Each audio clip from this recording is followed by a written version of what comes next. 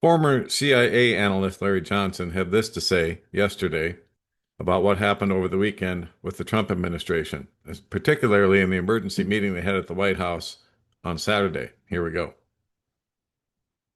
Then there was a report out um, that they had an emergency meeting Saturday night.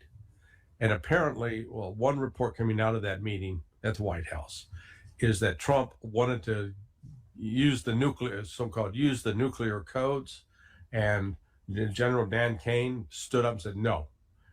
He invoked his privilege as the head of the military, so to speak.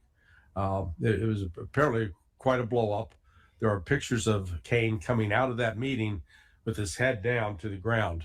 So, there's some very, very bizarre things going on in D.C. Well, to say the least. So there you have it. That was from Judge Napolitano's podcast.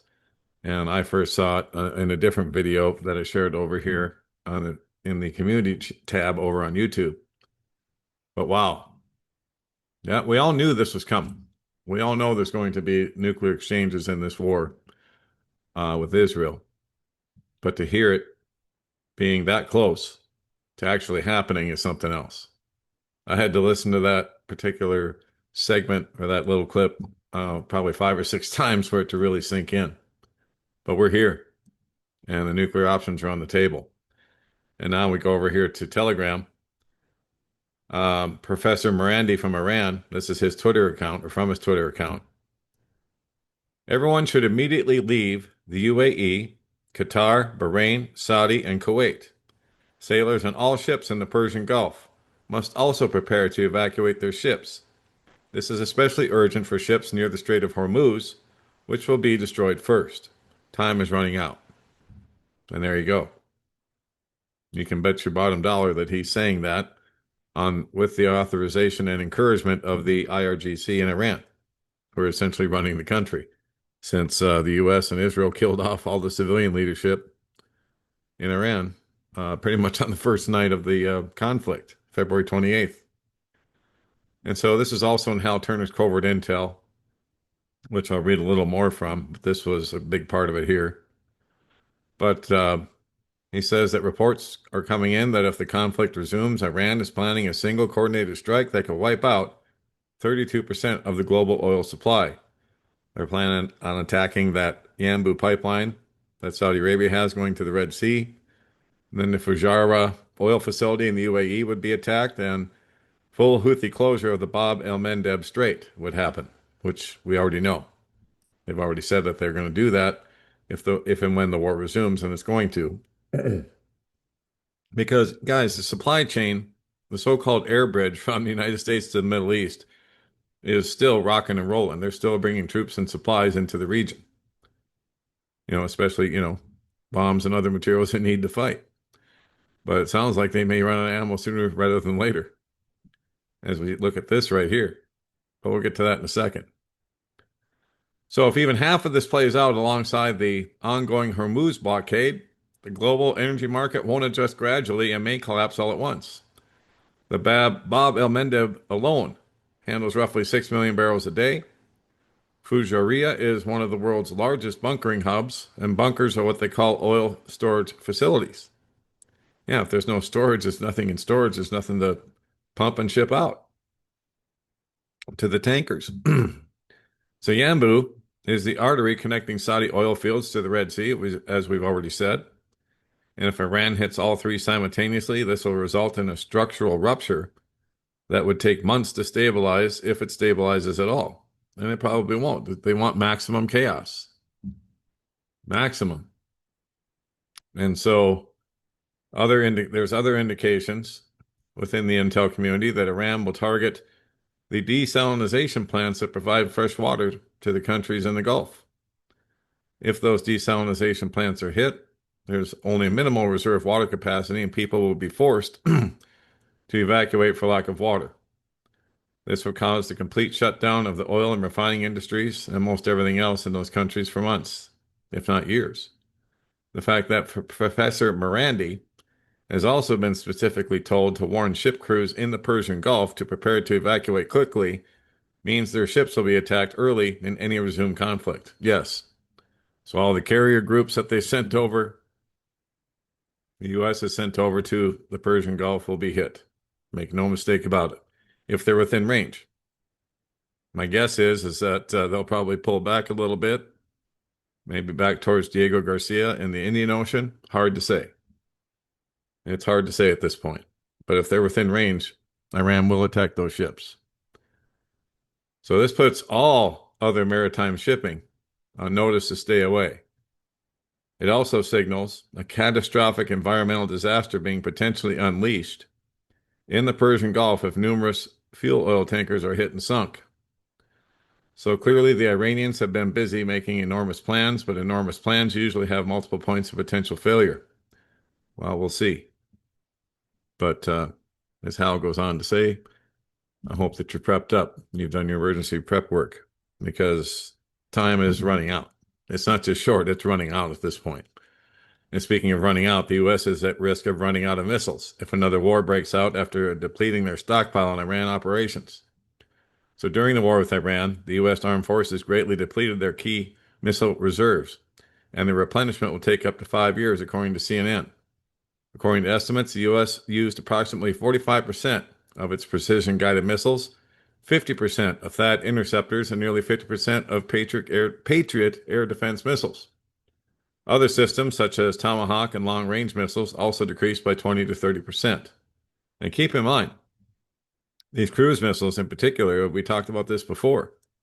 The U.S. went through about 5 years worth of inventory in the first couple nights of the war. They don't produce a bunch of these every year. They don't have the capacity to do so. So CNN notes that this creates a short-term risk if a new conflict starts soon, especially against a major power like China. And we'll get back to China in a second. One expert warned that this has opened a window of increased vulnerability. There are no longer enough reserves to wage a large-scale war, and their replenishment will take 3 to 5 years due to slow production times. Meanwhile, Estonian Defense Minister Pevkur stated that the U.S. has suspended military equipment deliveries to his country, at least until the end of the war in Iran. They don't have anything to send. Pevkur said that Estonia's main problems are related to missiles for HIMARS and Javelin anti-tank missiles. Yeah, a lot of those were sent to Ukraine and went to the black market. I mean, it's just so corrupt there. He stated that the pause in deliveries will certainly last longer than a few weeks, most likely months. Indeed. They just can't produce them fast enough, guys, for themselves or let alone for the world. Then the Speaker of the Islamic Republic of Iran's parliament, Mohammad Bagir Ghalibaf, said Trump, by imposing a siege and violating the ceasefire, seeks to turn this negotiating table in his own imagination into a table of surrender or to justify renewed war mongering. We do not accept negotiations under the shadow of threats. He went on to warn, in the past 2 weeks, we are prepared to reveal new cards on the battlefield. It is widely known that at least 4 military cargo jets from China arrived in Iran during the ceasefire.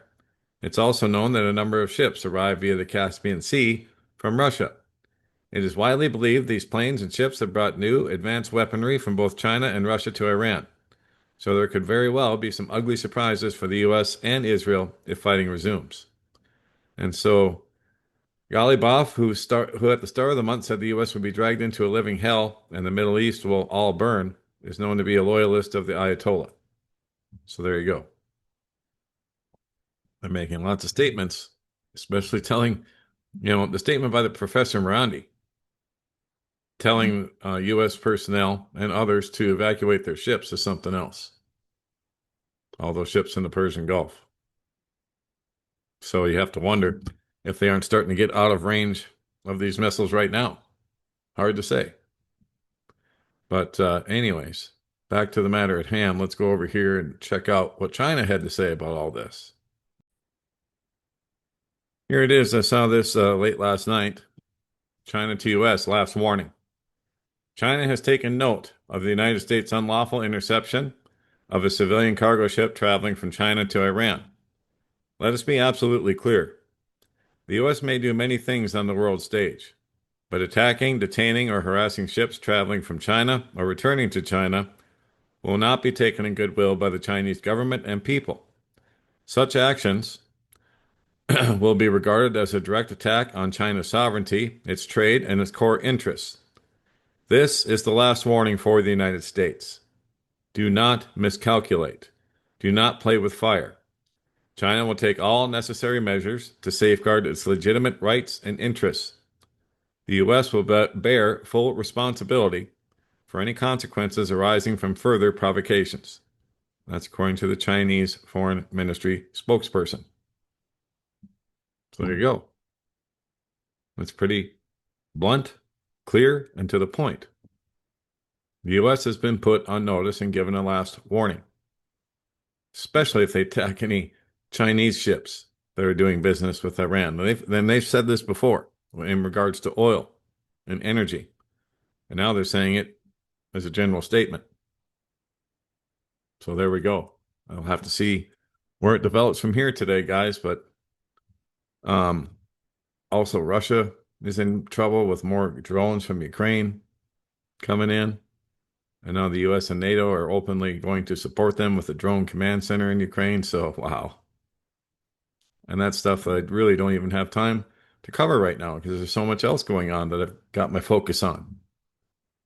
Oh, and by the way, I did get, for those of you wondering, I did get an email reply back to Leland from Leland Jones today.